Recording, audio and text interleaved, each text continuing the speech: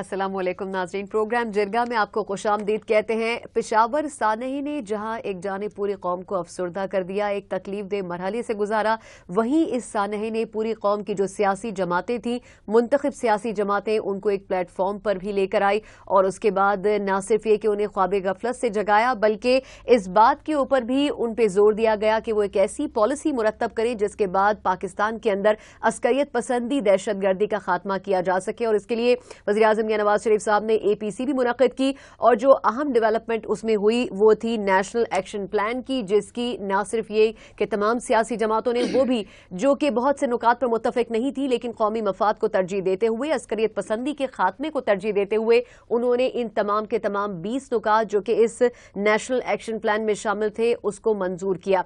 इसी के बारे में हम आज के प्रोग्राम में तफसील से बात करेंगे, हर नुक्ते के ऊपर बात करेंगे, डिबेट करेंगे कि आया वाकई ये जो एक्शन प्लान तरतीब दिया गया है ये प्रैक्टिकली पाकिस्तान के अंदर हो भी सकता है या फिर नहीं। इस पे बात करने के लिए हमारे साथ हमारे मुअज़्ज़िज़ मेज़बान और मेहमान सलीम साफ़ी साहब मौजूद हैं। साफ़ी साहब, मैंने आपको मेज़बान और मेहमान दोनों कहा है क्योंकि ये प्रोग्राम बराबरी की बुनियाद पर होना चाहिए। आप भी इसमें इक्वली पार्टिसिपेट कर सकते हैं जितना कि मैं करती हूँ। पाकिस्तान में आजकल हर फ्रंट पे जो कुछ हो रहा है तो माजी में उसकी कोई रिवायत नहीं थी, इसलिए हमने भी गैर रिवायती प्रोग्राम मुरतब किया है। अच्छा, वैसे पेशावर सानहा यकीनन एक अफसोसनाक वाक़या था, सबके दिल दुखे, लेकिन ये ज़रूर हुआ कि जो हमारी कौम की मुंतखब क़यादत थी वो एक तरह से ख्वाब गफलत से जागी। उसको ये ज़रूरत महसूस हुई कि एक नेशनल एक्शन प्लान बनना चाहिए, हालांकि इससे पहले ऐसी बहुत सारी चीज़ें होती रही हैं। सबसे पहले तो ये जानना चाहेंगे कि जो 20 नुकात वज़ीर आज़म ने आवाम से शेयर किए, जो अप्रूव किए गए तमाम सियासी जमातों की जानिब से, फ़ौज ने भी अप्रूव किए, वो क्या वाकई मुकम्मल है? उन्होंने तमाम चीज़ों का अहाता कर लिया है या उसमें कोई कमी रह गई है? देखिए सना, पहली बात तो ये कि इस तरह के सानहात से फाटा, खैबर पख्तूनख्वा, बलूचिस्तान और किसी हद तक आपके कराची के लोग वो पिछले कई सालों से गुज़र रहे हैं। इस मरतबा इसमें एक मस्बत पहलू ये आया कि किसी हद तक वहाँ के लोगों के दुख को और इस जो दहशतगर्दी का मसला है इसकी संगीनी को कौमी सतह पे महसूस किया गया। दूसरा जो एक्शन प्लान है, यकीनन APC भी खुशाइन था, पॉलिटिकल लीडरशिप का एक साथ बैठना, फिर मिलिट्री और सिविल क़यादत का एक साथ बैठना, वो भी खुशाइन, और उसके नतीजे में ये जो एक्शन प्लान सामने आया है इसको मजमूई तौर पर मस्बत जानिब पहला कदम करार दिया जा सकता है, यानी इसको वेलकम करना चाहिए, इसको अपोज नहीं करना चाहिए। लेकिन मेरे नज़दीक आज भी कुछ हवालों से ये प्लान अधूरा है, कुछ चीज़ों को इसमें एड्रेस ही नहीं किया गया है। मसलन पाकिस्तान में इस हवाले से बड़ा मसला जो है वो सिविल मिलिट्री रिलेशंस है, उस बुनियादी इशू को इस ड्रॉप में या इस प्लान में एड्रेस ही नहीं किया गया है। इसी तरह इसके जो खारजा पॉलिसी के जो आस्पेक्ट्स हैं उसको पूरी तरह कवर नहीं किया गया है। फिर इंटेलिजेंस इदारों का रोल है, उस सिलसिले में कोई बात इसमें नहीं की गई है। तो इस हवाले से तो मेरे ख्याल में इस पे ये कमियां हैं या इस हवाले से ये प्लान अधूरा है। फिर कुछ हमारे खदशात हैं, खदशात में सर फहरिस्त तो यही है कि जो मियां नवाज शरीफ साहब की टीम है वो टीम इस क़ज़िये और इस मसले को मद्देनज़र रख के नहीं बनाई गई है, उसमें इस इशू के एक्सपर्ट्स न होने के बराबर है। मसलन मसला ज़्यादा भुगत रहे बलूचिस्तान के अवाम, खैबर पख्तूनख्वा और फाटा के अवाम, कैबिनेट में उनकी नुमाइंदगी न होने के बराबर है। अब भी जो 5 वज़रा की निगरान कमेटी बनाई गई है उसमें एक भी बलूचिस्तान, सिंध या खैबर पख्तूनख्वा या फाटा का नहीं है, बल्कि सब वो पंजाब के डोमिसाइल वाले लोग हैं। फिर जो ब्यूरोक्रेट की जो टीम है उनके इर्द गिर्द, उसमें भी जो खारजा पॉलिसी की टीम है, जो इंटरनल सिक्योरिटी की टीम है, जो बाकी लोग हैं, वो इस बुनियाद पे नहीं किए गए हैं। और अगर तालिबान से मुज़ाकरात भी किए जाते हैं तो यकीनन फवाद हसन फवाद साहब बड़े कॉम्पिटेंट ब्यूरोक्रेट होंगे और प्राइम मिनिस्टर के बड़े करीब भी है, लेकिन उसमें भी ड्राइविंग सीट पे उनको बिठाया जाता है। तो एक इस टीम के साथ इस एक्शन प्लान पे मुझे अमल वो मुश्किल नज़र आता है।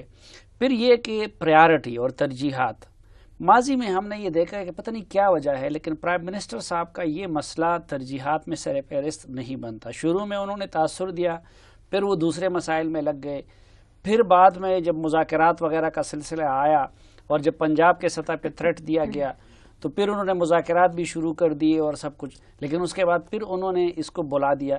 تو ایک ماضی کے تناظر میں ہمیں یہ خدشہ ہے کہ کہیں دوبارہ پرائم منسٹر صاحب کی پرائرٹیز میں یہ پیچھے نہ چلا جائے. اور آخری جو ایک مسئلہ ہے وہ اس حکومت کا ٹریک ریکارڈ ہے. جب ٹریک ریکارڈ کو ہم دیکھتے ہیں، اعلانات تو یہ حکومت کر لیتی ہے، باقی سب کچھ کر لیتے ہیں. مثلا یہ انٹرنل سیکیورٹی پالیسی کا ڈراپ میرے سامنے پڑا ہوا ہے، یہ اسی حکومت نے اس کا بڑا کریڈٹ بھی لیا. اس کے ایک صفحے پہ بھی آج تک عمل نہیں کیا گیا. پھر جب اس کے لیے اگر آپ بجٹ کا دیکھیں تو وہ کوئی 150-160 ارب روپے انہوں نے ڈیمانڈ کیے تھے. اس کے لیے تو وزیر اعظم صاحب نے چند ارب بھی نہیں دیے، اور اسلام آباد کے میٹرو کے لیے 40 ارب سے زیادہ. تو ایک یہ مجھے جو ٹریک ریکارڈ کے تناظر میں ہم دیکھتے ہیں تو مجھے مشکل نظر آتا ہے. ریکارڈ تو پاکستان میں کسی کا بھی اچھا نہیں ہے صافی صاحب، ویسے کسی نہ کسی حد تک سب کے اوپر ہی تنقید ہوتی ہے، لیکن اس پالیسی کے اوپر ہم آگے چل کر بات کریں گے. اچھا، شروعات کرتے ہیں سب سے پہلے ملٹری کورٹس. جو پاکستان کے بڑے اسٹیک ہولڈرز تھے، بڑی پارٹیز تھیں، MQM، ANP، Peoples party, Jamaat Islami, ان سب کی جانب سے تھوڑی سی ریلیکٹنسی دکھائی گئی ملٹری کورٹس بنانے کے حوالے سے. لیکن کیا وجہ ہے کہ آخر میں سب اس بات پر متفق ہو گئے؟ کیا قومی مفاد ترجیحات میں شامل تھا، یا پھر کہیں نہ کہیں کچھ ریزرویشنز موجود ہیں لیکن پشاور سانحے کو مد نظر رکھتے ہوئے کچھ کمپرومائز کیا گیا، اور کیا واقعی یہ افیکٹو ہوں گی؟ پچھلے پروگرام میں بھی ہم نے عرض کیا تھا کہ یہ جو سوچ تبدیل ہوئی ہے یہ ملٹری لیڈرشپ کی تبدیل ہوئی ہے، اور یہ سب کچھ الٹپ نہیں ہو رہا، بلکہ اس سے پہلے آج سے کئی ماہ قبل امریکن کے ساتھ ہماری ملٹری کی ایک انڈرسٹینڈنگ ہو چکی ہے، اشرف غنی کے ساتھ ایک انڈرسٹینڈنگ ہو چکی ہے. اس حادثے سے پہلے اشرف غنی صاحب یہ گارنٹی کر چکے ہیں پاکستان کو کہ ہندوستان سے متعلق ہمارے خدشات کو ایڈریس کیا جائے گا، اور پاکستانی فوج کی طرف سے ان کو اور پولیٹیکل لیڈرشپ کی طرف سے بھی یہ یقین دہانی کرائی گئی ہے کہ افغانستان میں معاملات کو درست کرنے میں پاکستان پوری طرح فیسیلیٹیٹ کرے گا. تو یہ پروسیس وہاں سے شروع ہوا تھا. اب میں آپ کو یہ بتاؤں، اگر یہ میاں نواز شریف صاحب کا منصوبہ ہوتا تو اپوزیشن جماعتوں نے ادھر جا کے قطعاً اس کو نہیں ماننا تھا. ملٹری کورٹس پہ پہلے جماعت اسلامی کو بھی اختلاف تھا، ANP کو بھی تھا، پیپلز پارٹی کو بھی تھا، اور تحریک انصاف کو بھی تھا. تحریک انصاف تو APC میں بھی نہیں بیٹھ رہی تھی، لیکن جب یہ کنوے ہوا ان کو، تحریک انصاف نے تو سب سے پہلے ہاں کی ہے اس ملٹری کورٹس کی فارمیشن. وہ تو سب نے اب کر دی نا، لیکن میں یہ عرض کر رہا ہوں کہ وہ APC میں بھی نہیں بیٹھ رہی تھی. جب ان کو پتہ چلا کہ اب ملٹری بھی اگر مگر سے نکلنا چاہتی ہے تو تب وہ تحریک انصاف APC میں بھی بیٹھی، اور تب دھرنا بھی ختم کیا گیا. آپ یہ کہہ رہے ہیں کہ اسٹیبلشمنٹ کہہ لیں، ملٹری کہہ لیں، ان کی جانب سے ملٹری کورٹس کا آئیڈیا آگے لایا گیا، اور سیاسی جماعتوں کا خود کا آئیڈیا نہیں تھا لیکن انہوں نے اس کو ایکسیپٹ کر لیا. دوسرا یہ کہ چلیں اگر سیاسی جماعتوں نے اسے ایکسیپٹ کر بھی لیا، ہماری عدلیہ کیا اس ڈیسیجن کو ایکسیپٹ کرے گی؟ کیونکہ 97 میں جب یہ آئیڈیا سامنے لایا گیا تھا تو اس وقت کی عدلیہ نے اس کے اگینسٹ فیصلہ دے دیا تھا، انہوں نے کہا تھا کہ یہ پاسبل نہیں ہے. کیا اس وقت کی عدلیہ یہ کمپرومائز کرے گی اتنا بڑا؟ دیکھیں، ایک تو مجموعی میاں نواز شریف صاحب نے آنے کے بعد پرویز مشرف کے معاملے پہ، کچھ دیگر معاملات پہ ملٹری کے ساتھ جس طرح تعلقات خراب کیے، میاں نواز شریف اس معاملے میں ذمہ داری لینے سے کتراتے ہیں. وہ خود ڈرائیونگ سیٹ پہ اس میں نہیں آنا چاہتے ہیں، اور اسی لیے یہ اعتراض بھی ہو رہا ہے کہ میاں صاحب خود کیوں اس کو اون نہیں کر رہے اور قیادت کیوں نہیں سنبھال رہے ہیں. تو ان کی بھی تھی کہ چلو ملٹری کی طرف معاملے کو لے جائیں، لیکن بہرحال ان کی. لیکن یہاں پہ ایک سوال یہ آتا ہے کہ ہم اپنی ملٹری کو دیکھیں، پہلے سے بھی ایک تو سیکیورٹی اس کی ہے ذمہ داری، جو ایکسٹرنل تھریٹ ہے ان کا مقابلہ ہے اس کی ذمہ داری. شہروں میں ہم پہلے سے ملٹری کو لا چکے ہیں، اس کو ڈپلوائے کر چکے ہیں. کچھ اس سے پہلے بھی بہت ساری ذمہ داریاں جو عام طور پر فوج کی نہیں ہوتی ہم نے ان کو تفویض کر دی ہیں.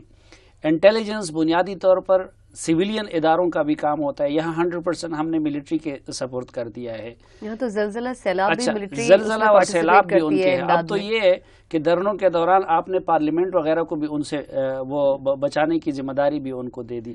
ان سے بچانے کی ذمہ داری نہیں صافی صاحب، ان کو بچانے کی بھی ذمہ داری دی ہے. ان کو بچانے کی ذمہ داری ان سے، وہ والے جو دو آئے ہوئے تھے، ٹھیک ہے، تو ابھی چاہیے پروگرام بند ہو جائے. ہاں، تو وہ بھی ان کو دے دی تھی.